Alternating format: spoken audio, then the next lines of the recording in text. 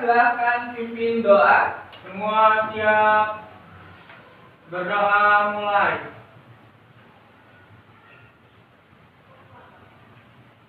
Berdoa selesai, ucapkan salam. Assalamualaikum warahmatullahi wabarakatuh. Anak-anak, jumlah siswa kita 22. Hadir semua? Hadir. Alhamdulillah. Berarti kalian semangat mengikuti pelajaran pada hari ini ya, anak-anak ya. Anak-anak, materi kita ya, kita hari ini membahas tentang teks eksplanasi ya. Sudah siap semua mengikuti pelajaran? Siap. Sudah semangat semua? Oke, kalau begitu kita tepuk semangat dulu ya. Kalau kata Pak Ali bilang, tepuk semangat. Semangat. Oke? Siap? Tepuk semangat.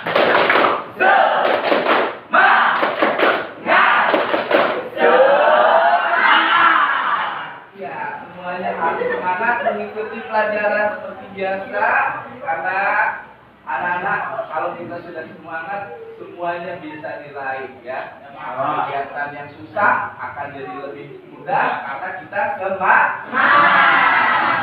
Materi kita ya pada hari ini tentang menganalisis struktur dan kebahasaan teks eksplanasi ya. Beberapa minggu yang lalu kita sudah mempelajari teks eksplanasi ya.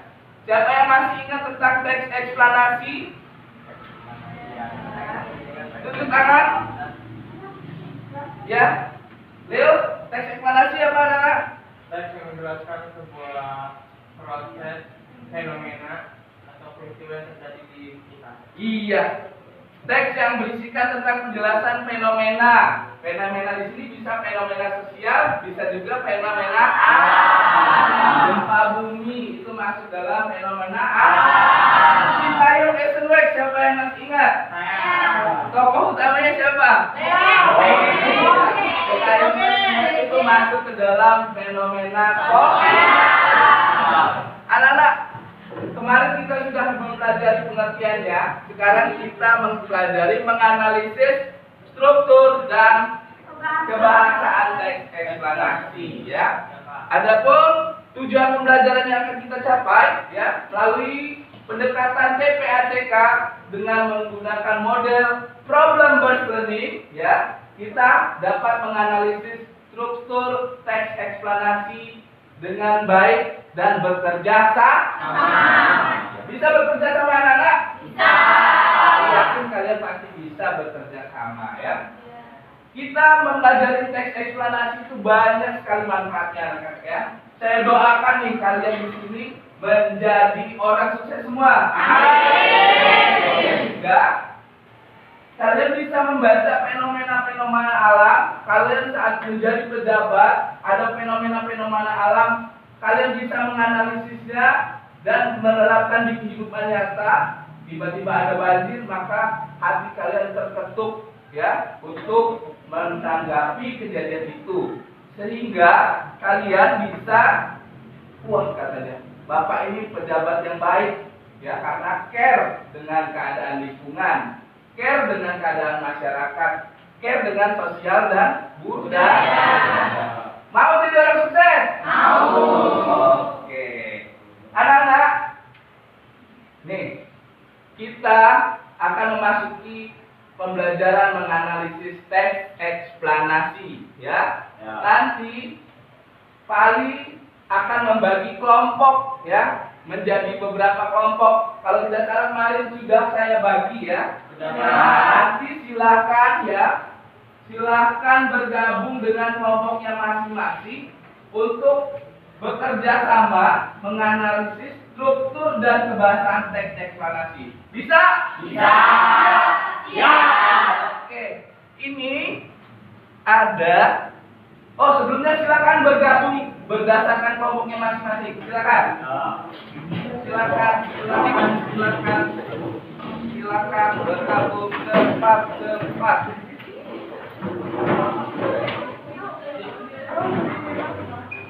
Oke. Leo, bantu Ali bagikan LKPD-nya.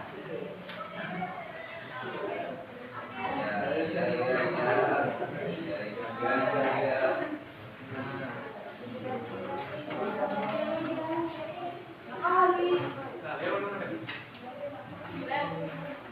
Siapa yang belum kebagian? Tuh.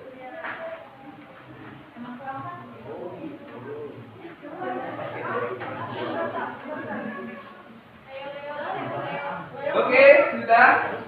Nah, silakan duduk berdasarkan kelompoknya. Siapa yang belum kebagian? Oh iya. Anak-anak, tugas kalian ya nanti menganalisis ya struktur dan kebahasaan teks eksplanasi ya. Di mana struktur kebahasaan ada berapa macam? 3 macam. Struktur teks eksplanasi ada 3. Yang pertama, Identifikasi fenomena. Proses kejadian. Ya. Fenomena itu yang pertama apa tadi? Identifikasi Fenomena. Letaknya di awal-awal paragraf. Kemudian setelah awal paragraf itu ada namanya dan menjelaskan proses kejadiannya. Ya. Kronologisnya bisa sebab akibat, bisa juga dengan dan yang terakhir adalah ulasan atau penegasan ulang. Ya, itu berarti masuk ke dalam struktur teks eksplanasi. Dan yang kedua, ada kebahasaannya. Kebahasaannya apa saja? Yang kedua, yang ketiga, yang keempat, yang kelima, ya, ada 4 macam tadi ya. Nanti kita akan membagi kelompok ya. Kalian analisis struktur kebahasaannya ya. Tapi sebelum itu, Pak Ali akan menampilkan sebuah cuplikan ya yang ada kaitannya dengan pembelajaran hari ini ya. Badan Meteorologi, Klimatologi, dan Geofisika atau BMKG mengonfirmasi terjadi hujan dengan intensitas sedang hingga lebat disertai dengan kilat dan petir serta angin kencang dan hujan es. Terjadi pada Selasa 21 September kemarin. Hujan es ini biasanya terjadi di wilayah Depok dan dampaknya adalah dari musim peralihan atau pancaroba. Sebenarnya bagaimana fenomena ini bisa terjadi? Kita akan simak bersama dalam data yang dihimpun oleh tim Litbang CNN Indonesia berdasarkan keterangan dari BMKG. Ini dia fenomena hujan es. Ya, hujan es adalah hujan yang jarang. Nah, anak-anak, tadi kalian sudah menyaksikan cuplikan tentang apa? Fenomena hujan es ya. Itu merupakan contoh nyata dari teks eksplanasi. Pernah mengalami hujan es? Belum. Hujan yang deras seperti gumpalan itu keras ya, menimpa atap kita itu besar sekali ya. Kalau kena pala rasanya sakit. Itu merupakan fenomena alam ya. Kalau fenomena sosial tadi sudah Pak Ali jelaskan adalah Citayam Fashion Week. Jelas ya? Kembali ke tugas kita hari ini ya. Silakan analisis struktur dan kebahasaan teks eksplanasi dengan teks yang sudah Pak Ali buktikan ya. Kemudian kerjakan berdasarkan tabel. Nanti kalian akan diskusikan ya. Kalian presentasikan di depan ke kelas perwakilannya atau di bangku masing-masing dengan menyaksikan para presentator. Paham? Setelah menganalisis strukturnya, kalian analisis kebahasaannya ya. Ada konjungsi apa saja di sana yang kalian dapatkan ya. Kalau sudah dapatkan, nanti kita presentasi dan teman-temanmu memberi tanggapan. Bisa? Jelas perintahnya? Jelas? Ada yang mau ditanyakan? Kalau mau ditanyakan, silakan tanyakan langsung kepada Pak Ali. Jelas ya? Silakan bekerja kelompok, berdiskusi. Boleh mencari sumber literasi dari mana saja. Yang penting kalian dapat memahami struktur dan kaidah kebahasaan teks eksplanasi. Silakan. Waktunya 15 menit.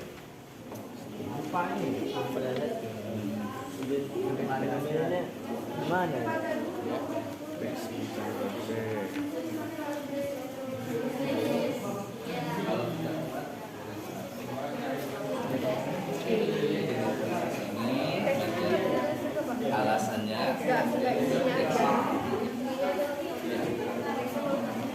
iya.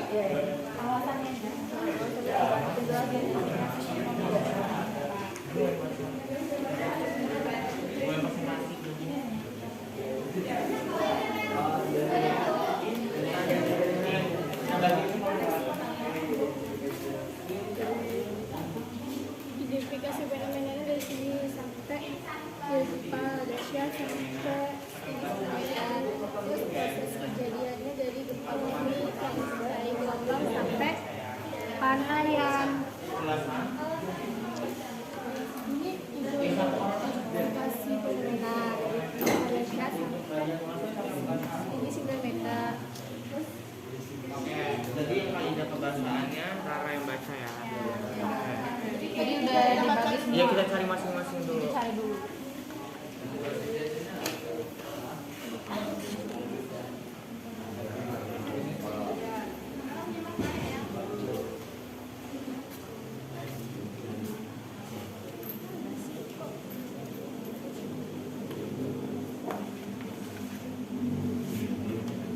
Ini identifikasi fenomena kan udah yang proses kejadiannya.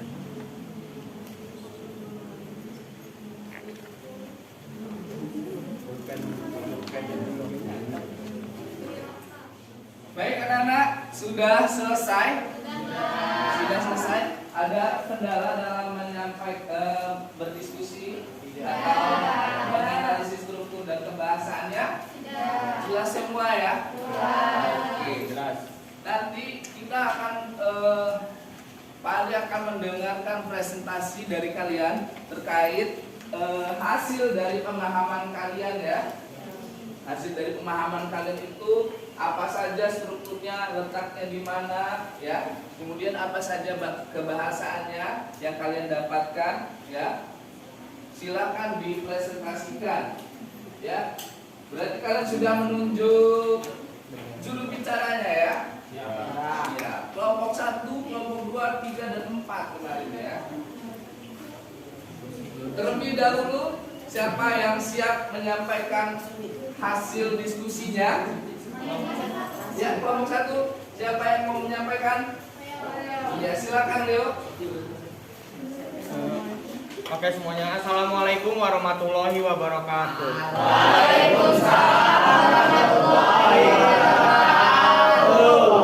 Izin memperkenalkan diri, nama saya Agustian dari kelompok 1. Di sini kami akan mempresentasikan hasil diskusi kelompok kami mengenai identifikasi teks eksplanasi. Oke, pemateri pertama akan disampaikan oleh Ayu Agustina, kepadanya dipersilakan. Identifikasi fenomena. Bagian dalam ceritanya adalah gempa dahsyat terjadi di Aceh pada tanggal 26 Desember 2004 pada pukul 07.58 waktu Indonesia bagian barat. Pusat gempa terletak di sebelah barat Aceh dengan kedalaman 10 km. Bencana ini merupakan gempa bumi terdahsyat dalam kurun waktu 40 tahun terakhir. Dampak kerusakannya meliputi Aceh, Sumatera Utara, pantai barat, semenanjung Malaysia, Thailand, pantai timur India, Sri Lanka, bahkan sampai timur Afrika. Gempa ini juga mengakibatkan gelombang laut tinggi 9 meter.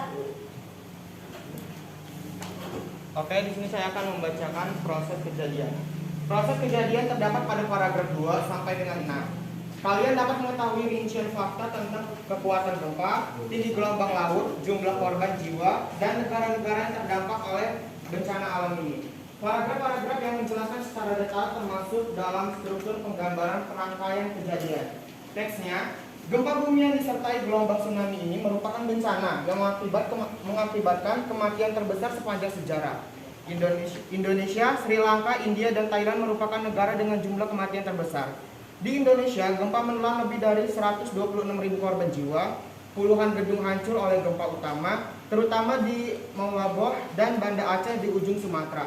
Di Banda Aceh sekitar 50% dari semua bangunan rusak terkena tsunami. Namun, kebanyakan korban disebabkan oleh tsunami yang menghantam pantai barat Aceh dan Sumatera Utara. Selanjutnya, Kalian sudah menganalisis struktur dan kebahasaan teks eksplanasi ya. Ternyata pemahamannya ya benar dikatakan temanmu tadi ya. Letak dari yang pertama adalah struktur yang pertama adalah apa anak-anak? Identifikasi fenomena. Berada di mana letak paragraf yang paragraf pertama ya. Di sana menjelaskan identifikasi fenomena ya, atau kita sebut juga pernyataan umum ya. Selanjutnya ada bagian kedua yaitu proses kejadian. Di sana menjelaskan tentang apa anak-anak? Kejadian gempa bumi yang terjadi di Aceh tersebut ya. Berada di paragraf.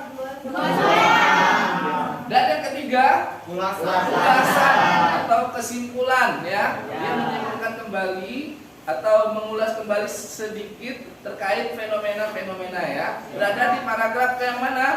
Terakhir ya. Kemudian struktur kebahasannya apa saja tadi yang kalian dapat? Contohnya. Oleh sebab itu. Yang kedua. Contohnya. Yang ketiga. Katanya. Yang terdapat. Yang kelima. Apa yang terdapat saja? Itulah anak-anak, benar sekali yang kalian hasilkan dari diskusi ini. Kalian sudah mendapatkan strukturnya, kemudian kaidah kebahasaannya sudah kalian dapat, ya. Senang tidak pada kegiatan pembelajaran hari ini? Oke, pembelajaran pada hari ini sudah cukup dan untuk kedepannya minggu depan kita akan memproduksi atau menulis teks eksplanasi. Jadi silakan cari informasi tentang fenomena-fenomena alam. Nanti kalian akan ditugaskan untuk membuat teks eksplanasi. Siap? Siap. Tepuk tangan untuk kita semua pada hari ini. Terima kasih atas perhatiannya. Mohon maaf atas kesalahan dan kekurangan. Pak Ali akhiri. Wassalamualaikum warahmatullahi wabarakatuh. Waalaikumsalam warahmatullahi wabarakatuh.